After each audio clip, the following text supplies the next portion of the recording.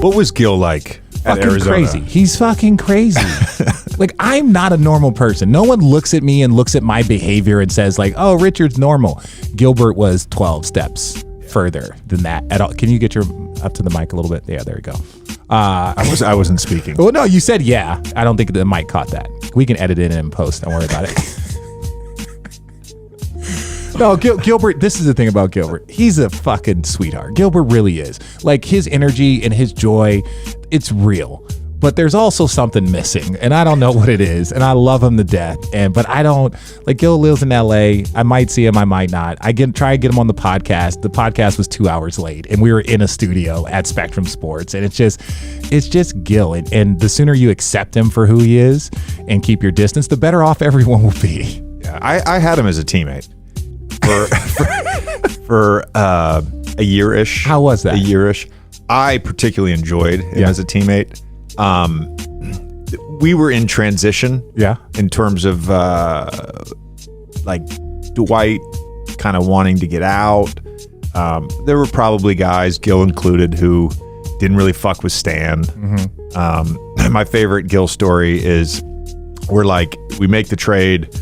I don't know, 20 games into the season, we make the trade for Gil, Jay Rich, and then we got Turk back. Mm-hmm. And so Vince is out, Richard's out, Gortat was out, and we're probably like a month to 6 weeks later. And Stan, this is still when we're like knee pads and tape for hour and a half shoot arounds, and we're going live in the morning the day of a game. Love it. And at some point, like we're in the training room and Gil's like talking to Stan. He's like, listen, you can have me for the game or you can have me for shoot around. You can't have me for both. Yeah. And Stan's like, well, if you don't do shoot around, you can't play in the game. And he's like, okay. See that?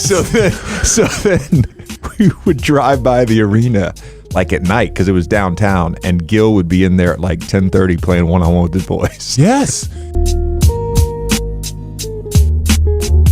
What do you think kind of Kobe inspired you to Man, you just gotta have blinders on. Yeah. If you're trying to get to a certain place, you just gotta have blinders on and trying to get to your destination, man. I just used to look at him and I was like, me and Nick Young, we never took nothing serious on that team. Like, Nick dragged me into a lot of bullshit with him on that team. And we used to look at each other like, man, you heard what he just said? And he'd be dead serious. And it'd be some off the wall shit. I'll be honest. It would be so off the wall because we couldn't understand it. We didn't understand the mentality, but he would be dead serious. And we were like, well, let's see it happen.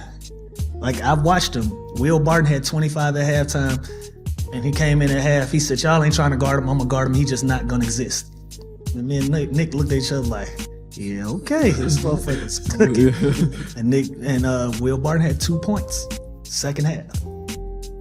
So it was just like that mentality. Yeah. It was like. And you saying you catching him later in his career. This is like at the end, bro. But it was also wild just to see what he went through to prepare for games at that time. Mm-hmm. Like, dog had ice on his shoulders, ice on his knees, ice bath, ice on his legs. Like, he gave everything he had to finish the job, bro. He gave everything he had left. Man. Even his last game, the 60-point game, he told us he was gonna take 60 shots. I believe you. He said it. He's like, yeah, I think I'm gonna shoot the ball 60 times. And then his next sentence was, come on, man, y'all play. We're like, hell no. Because at that point, they had shut us down. We got kicked out of playoff contention. So they shut me down. They shut Metal World Peace down. And I want to say they shut Brandon Bass down. We were the 3 vets they shut down. He was like, it's my last game, man. Y'all got to play this last game. We're like, bro, we want to watch just like everybody else. Everybody in this arena. Yeah, we want to watch just like everybody else. But he said he was going to take 60 shots and did it. Believe it. That's clean. That's clean. Yeah. Just real quick, of all the teams you've been on, which teams had the best card games on the plane? Oh, Clippers. Right? Man, we lost. Man, phew.